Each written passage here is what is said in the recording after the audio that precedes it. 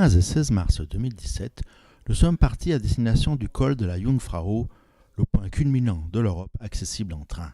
Évidemment, nous sommes en Suisse. Le col de la Jungfrau est situé entre le Munch et la Jungfrau, dans les Alpes bernoises, sur la frontière entre les cantons de Berne et du Valais. C'est le point le plus bas sur l'arête entre le Munch et la Jungfrau. Il est à 3471 mètres d'altitude. Il est souvent appelé le toit de l'Europe. Nous avons choisi le chemin le plus court pour rejoindre le centre de la Suisse. Nous prenons un TER pour Genève, puis avec les chemins de fer fédéraux suisses, nous allons à Berne avec un intercité. De là, nous en prenons un autre pour Interlaken, situé dans le Berne-Oberland bernois. À partir de Interlaken, nous prenons le BOB, le Berne-Oberland bernois, jusqu'à la hauteur Brunnen. Nous poursuivrons alors avec le Wenger Alpbahn, le WAB, chemin de fer à crémaillère. Nous le prendrons jusqu'à Grindenwald en passant par Kleine Schneideck. Mercredi 15 mars, il fait un temps magnifique pour partir à la conquête des Alpes. Départ 8h39, est annoncé voie B. Nous prenons place à bord d'un TER Corail pour Genève. Le TGV en provenance de Paris pour Milan entre en gare. 2 heures plus tard, nous arrivons à Genève.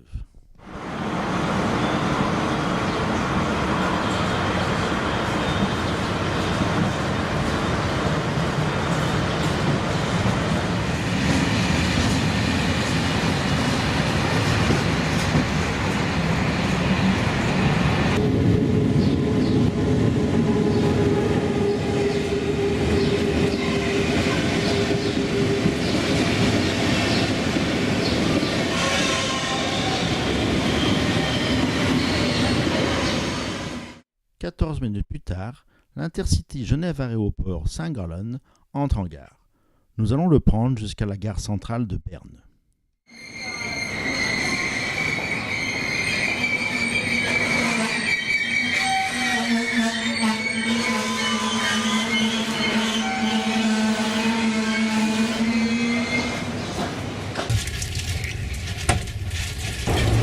C'est pas parce qu'on est que deux qu'on va se laisser abattre.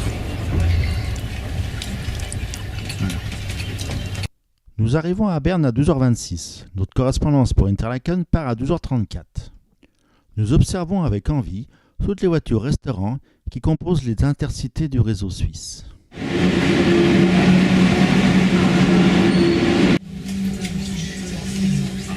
Où est-ce qu'on va? Ouais, Jungfrau. S'il fait beau, sinon demain. On va coucher à Grindenwald. On passe par Kleine Schneideck. J'aime bien ce nom, Kleine Schneideck. Nächster Halt Spiez.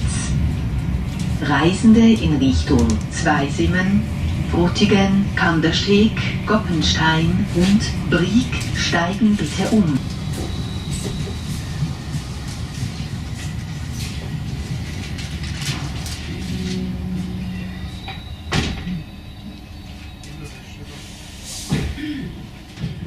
Nous poursuivons notre chemin jusqu'à Interlaken dans l'Oberland bernois. La voie ferrée passe à voie unique. Elle est gérée par le EBLS et nous longeons maintenant le lac du Spirz.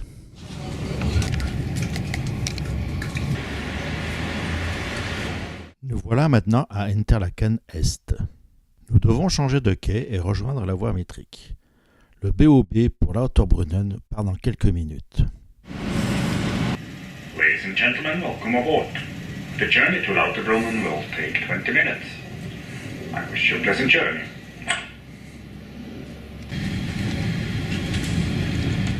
Notre train des BOB va à Grindenwald et Lauterbrunnen. La composition est donc très longue. Il y a 2 rames.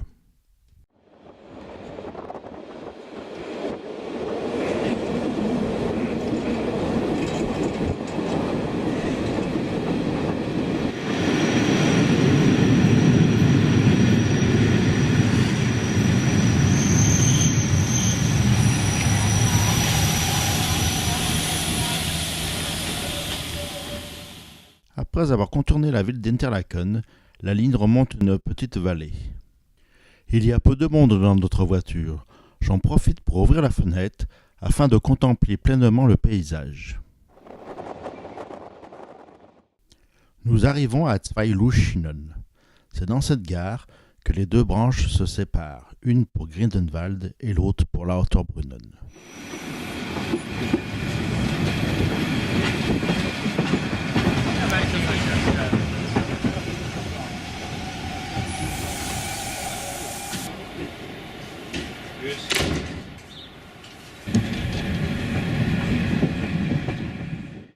La coupe est faite rapidement et nous partons sans tarder pour Lauterbrunnen, le terminus de notre train.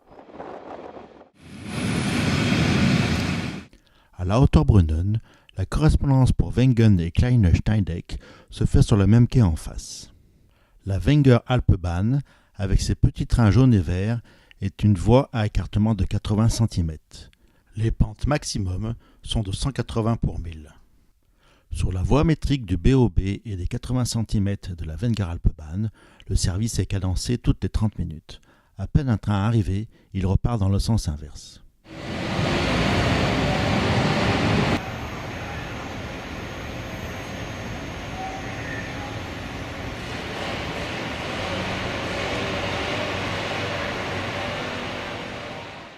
À peine 200 mètres après le départ, la crémaillère est enclenchée et nous nous élevons rapidement au-dessus de Lauterbrunnen.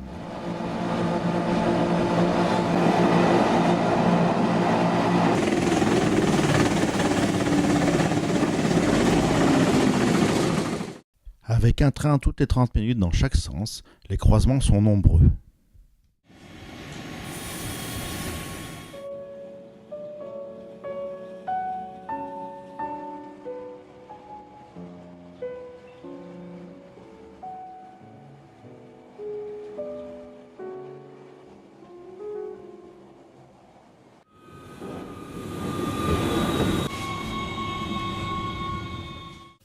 Voici à Wengen, cette célèbre station d'hiver suisse à 1274 mètres d'altitude.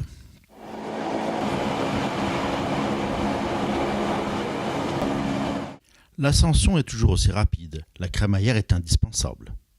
Avec un cadencement toutes les 30 minutes, nous croisons un train tous les quarts d'heure. Avec l'affluence des nombreux skieurs, certains trains sont doublés.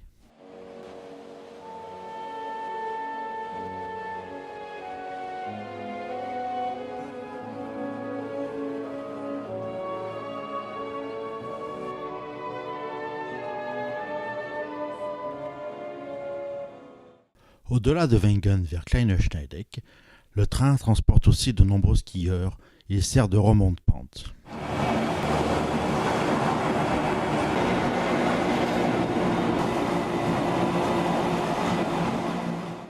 Il fait toujours beau, le soleil brille. Au-delà des 1500 mètres d'altitude, la neige est bien présente. Nous avons une vue magnifique sur les massifs de la Jungfrau, notre lieu de destination.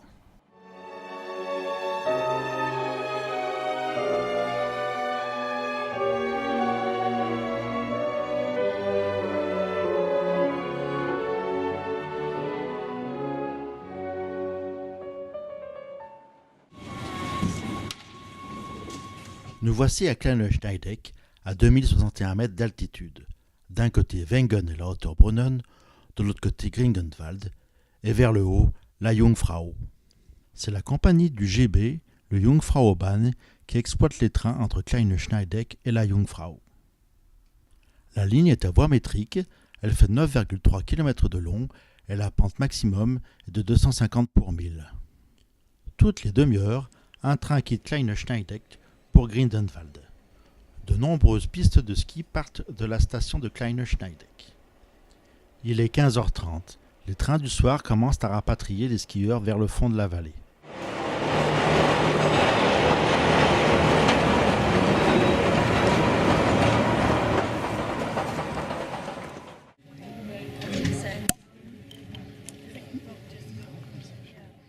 Nous avons le temps avant de redescendre sur Grindelwald. Nous profitons de ce temps libre pour déguster nos bières locales et profiter du paysage qui s'offre à nous. La route se transforme en piste de luge. Elle permet de descendre jusqu'à Grindelwald.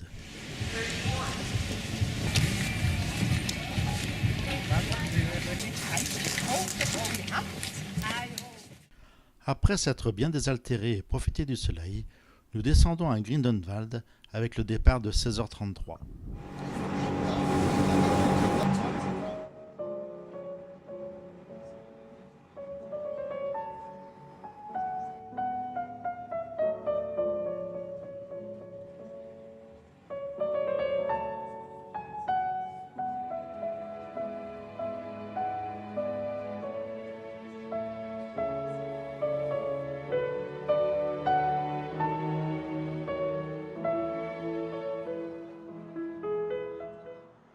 Nous voici à Grindelwald.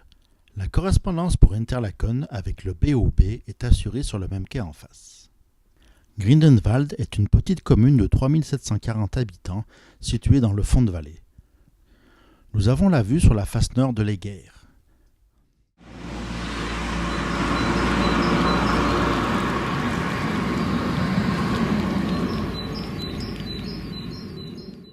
Le lendemain, après un bon rösti et une bonne nuit, nous repartons pour Kleine Schneideck et ensuite la Jungfrau.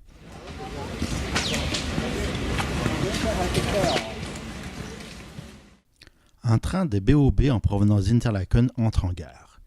Il est 9h15, c'est l'heure de pointe pour les skieurs. Kleine Schneideck, Abfahrt 9:17 Uhr. Le service est cadencé pour monter à Kleine Schneideck. Il y a un train toutes les demi-heures. Notre rame arrive enfin, juste le temps de faire demi-tour et nous repartons illico presto pour Kleine Schneideck une fois tous les skieurs montés à bord. Le train est bondé pour repartir. L'ascension se fait sans encombre grâce à la crémaillère.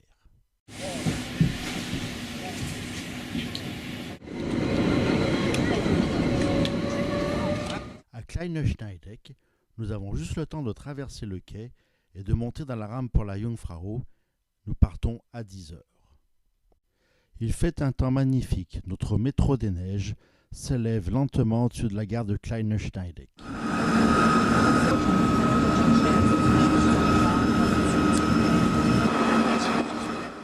Après la gare de Eiger-Gleichter, nous allons emprunter un tunnel de 7 km. C'est grâce à lui que nous pouvons accéder sans encombre au toit de l'Europe à 3454 mètres d'altitude. Ce tunnel a été creusé entre 1896 et 1912. 2 arrêts permettent de jeter un œil sur le spectacle fascinant de la face nord de l'Eger. Il permet aussi les croisements entre 2 trains. Nous voici arrivés à destination, le toit de l'Europe. Il fait un temps exceptionnel. Nous allons à l'observatoire du Sphinx. Pour cela, nous empruntons un ascenseur qui monte de 108 mètres en 25 secondes. Nous regardons partir un train pour Lauterbrunnen depuis Kleine Schneideck.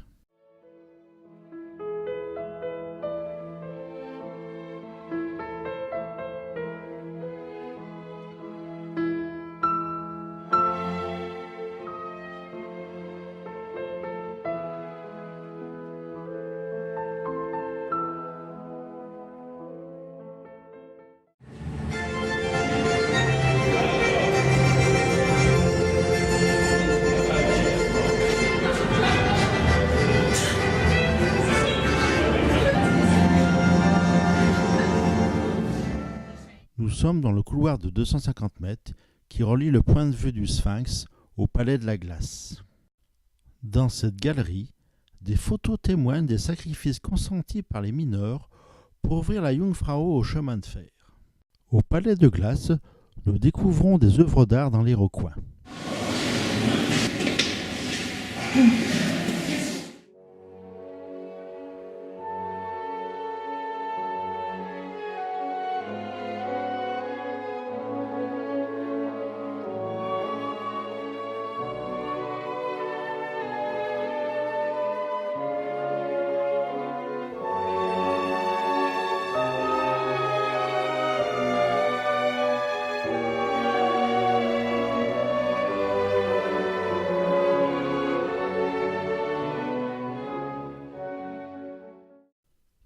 quittons le toit de l'Europe et la Jungfrau, il est presque 15 heures. Nous repassons bien évidemment par Kleine-Schneideck avant de prendre un train pour la Lauterbrunnen. Ensuite, avec le bénéfice d'un cadencement de train toutes les 30 minutes, nous rentrons par Interlaken, Berne, Genève et Lyon, le terme de notre voyage.